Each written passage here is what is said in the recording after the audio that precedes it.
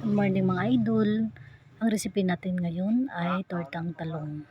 I-steam natin yung talong hanggang sa ito ay lumambot. Huwag naman yung overcook ha. Tapos, pag maluto na ito, smash yan ng palapad. Pag matapos na ito ng smash, mag-prepare ng itlog, harina or flour. Depende sa inyo, or cornstarch.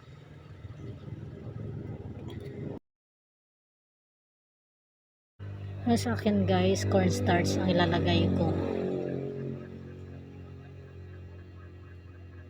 Masarap naman siya eh. Alam nyo guys, hindi ko na po binalatan itong talong.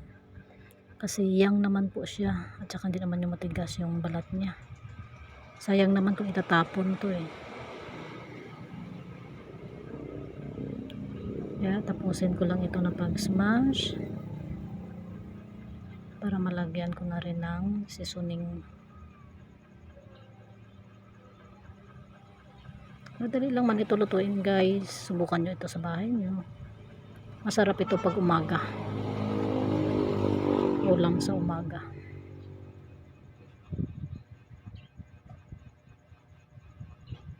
Ito tapos na.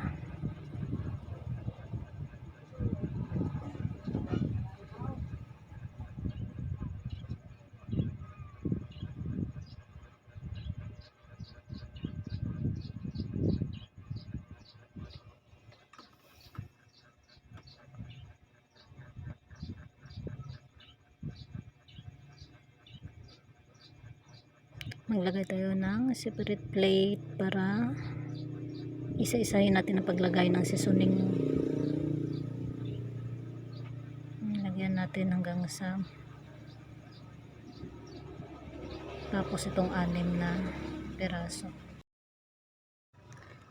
Pagkatapos po nito guys, maghanda po tayo ng isang perasong itlog. XL po yung nabili ko. Ilagay natin sa plato. Lagyan ng konting seasoning at saka batihin. Pag nabati na, lagyan ng cornstarch o flour, depende po sa inyo.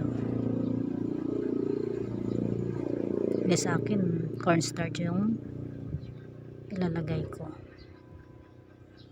Pag mahalo na, malapot na yung itlog, ilagay na yung talong. I-coat na siya.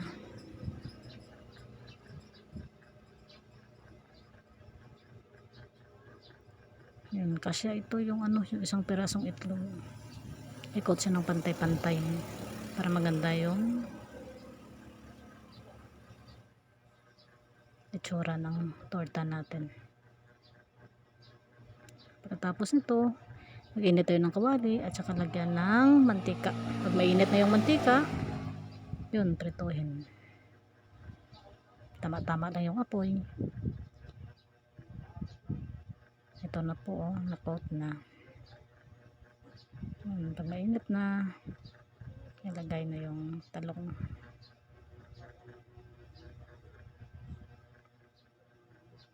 Ayan po, tingnan nyo guys, gawin natin 4 yung talong. Bantayan po na hindi masunog yung balat ng talong. Pag may konting brown na, balik ta rin. Para hindi siya mapait.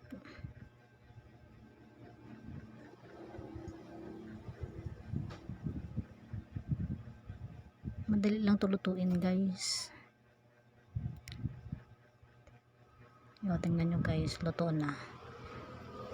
Maganda siya tingnan, tamang-tama talaga. Kaya sigurado akong masarap. Kaya subukan nyo to guys sa bahay nyo.